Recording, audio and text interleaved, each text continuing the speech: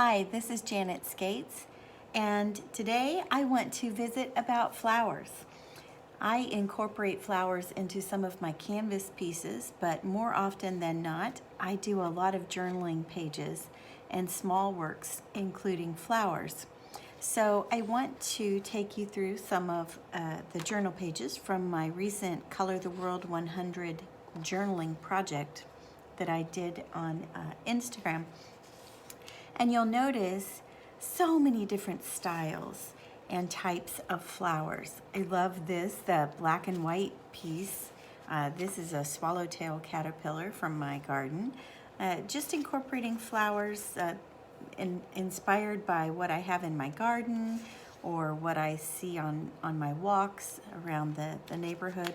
So these are some of the pieces that I did in my journaling project. And so I want to talk about how I approach flower design. This was actually I think the first ones in the project. So I want to talk about how I create flowers. I love working with them because the options are just are limitless.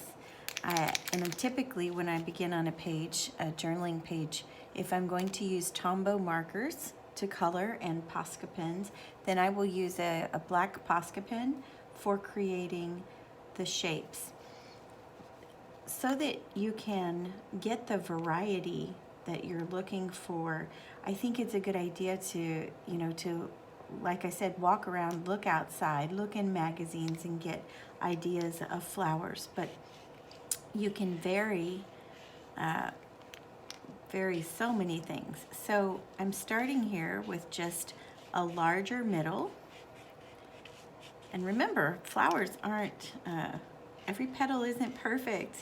So that's what creates some interest and some fun. Holding that pen loosely, not too tight. It's not like when we're writing. So I've used a large center here and to build on with some petals. Then I could even come in and expand this flower if I wanted to, just adding some more shapes to the background. That's the nice thing, they're so flexible. Like you can just work with these shapes and add and make them bigger or alter the shapes. So these are fun. Then you have the option to add stems, if you want to add stems or leaves. I have as much fun with leaves as I do the flowers.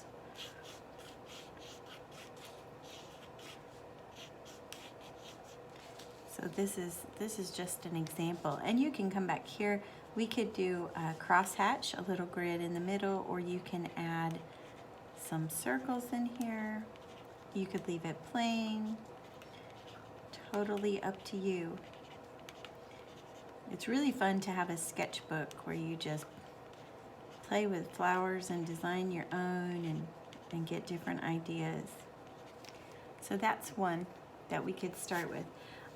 Another one is just doing loose little petals. They're kind of like Johnny Jump Ups or pansies. And you can add dark in the middle if you like. Marigolds are really fun. They have such density in their petals, so you could begin those and just layer after layer and keep building.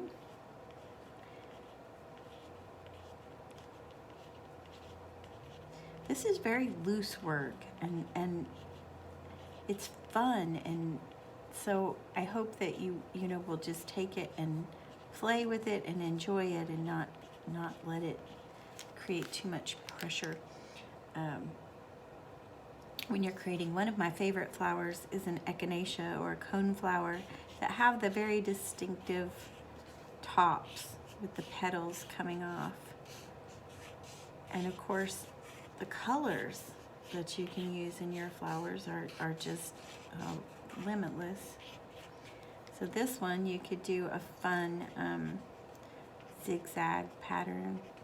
They have the distinctive little pods in the center. We've got a fun coneflower, and you can add stripes and divisions in the leaves if you like. Sunflowers, of course, are always fabulous and fun. So that's another one we might start with a bigger middle. And just add little layers of stubby petals. Some sunflowers have long petals, some have little stubby petals and a bigger middle. And so many colors of sunflowers, just incredible. Nice one to incorporate crosshatch on.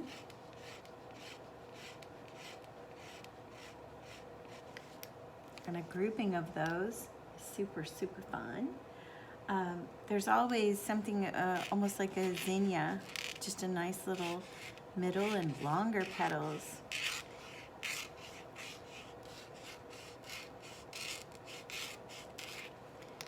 I tend to go over things once or twice.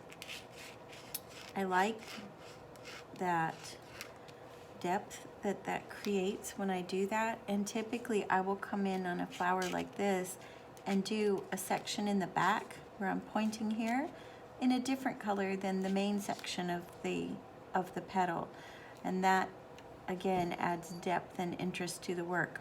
So that's something that you can do as you're playing with the flowers. I'm looking over here at these pages I showed you, and so here we have an example of like a little spiral flower.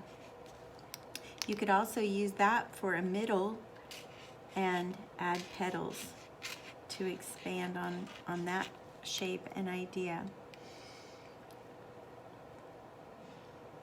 I'm looking too at the leaves. When you make leaves, of course, there are all kinds of shapes of leaves.